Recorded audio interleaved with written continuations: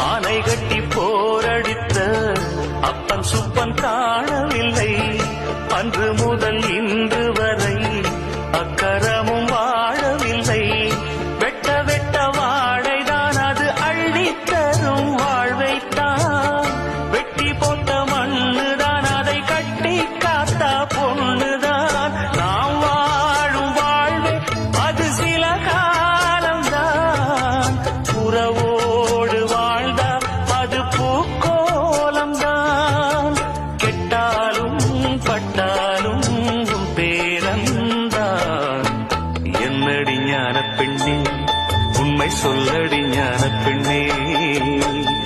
நடந்தால் 2 அடி, இருந்தால் 4 அடி. நடந்தால் 2 அடி, இருந்தால் 4 அடி. படுத்தால் 6 அடி போதும்.